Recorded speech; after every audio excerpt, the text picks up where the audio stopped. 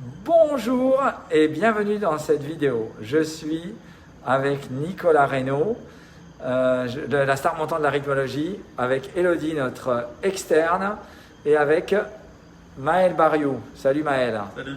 Alors aujourd'hui, je vais vous parler d'une fibrillation atriale, d'une récidive de fibrillation atriale.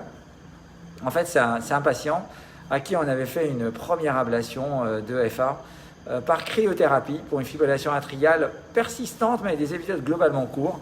On avait déconnecté les veines pulmonaires, mais soyons honnêtes, on a eu du mal à déconnecter la veine pulmonaire inférieure gauche, et on peut même dire qu'on n'a pas réussi à la déconnecter avec le ballon. Je vous rappelle qu'en cryothérapie, vous amenez un ballon dans la veine pulmonaire, à l'entrée de la veine pulmonaire, et vous brûlez à l'entrée de la veine pulmonaire. Et donc, on avait un résultat incomplet. Le plus souvent, ça peut suffire. Et bien dans ce cas-là, ça n'a pas suffi, c'est-à-dire que le patient a présenté à nouveau des épisodes de fibrillation atriale. Et comme on sait que dans 20 à 30% des cas, on va être amené à faire une deuxième procédure, le patient était bien au courant et on a proposé une deuxième ablation, cette fois-ci par radiofréquence et surtout grâce à la cartographie. Alors, ça c'est une carte de l'oreillette gauche. Vue postérieure. Sur la droite, vous avez les veines droites, sur la gauche, les veines gauches, et en avant, vous avez l'auricule gauche. Voilà, Nicolas, il vous montre, il peut même naviguer et vous faire tourner l'image. Et voilà, vous voyez la vue du dessus, avec au-dessus, là, devant, on voit ici l'auricule, voilà. Ici, les veines gauches, qui sont derrière l'auricule, sont en postérieur. Et de l'autre côté, vous avez les veines droites, voilà. Ici, l'orifice mitral, d'accord? Donc tout ça, on le reconstitue avec notre sonde d'ablation, notre lasso cathéter qu'on met finalement dans l'oreillette gauche. Le cathéter circulaire, bien entendu, hein, puisqu'il y en a plusieurs.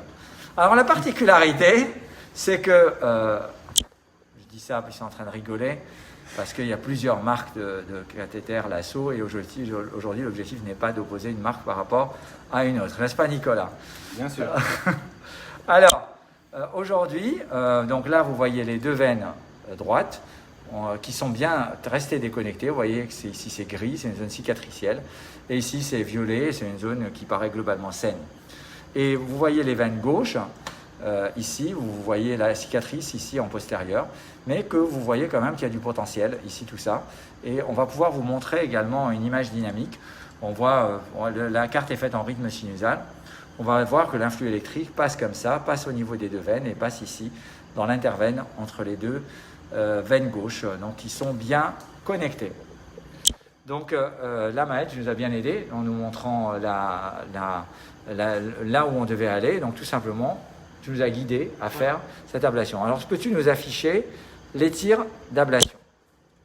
Donc là, finalement, c'est relativement simple. On utilise un cathéter orientable qui nous permet, une gaine orientable qui nous permet de bien plus facilement positionner notre sonde d'ablation. Alors, Maël, peux-tu dire à l'audience, c'est quoi les codes couleurs? Pourquoi il y en a qui sont noirs? Pourquoi il y en a qui sont rouges et qui sont oranges? En fait, ça dépend d'un indicateur de lésion qu'on appelle le LSI. Qui prend en compte différents facteurs. Donc ça prend en compte à la fois la force de contact, puisqu'au bout du cathéter, en fait, on peut mesurer le contact avec lequel on est appliqué sur la paroi du cœur. Mais ça prend également en compte la puissance à laquelle on applique le courant de radiofréquence, le temps pendant lequel on reste appliqué, et puis enfin l'impédance basale du patient.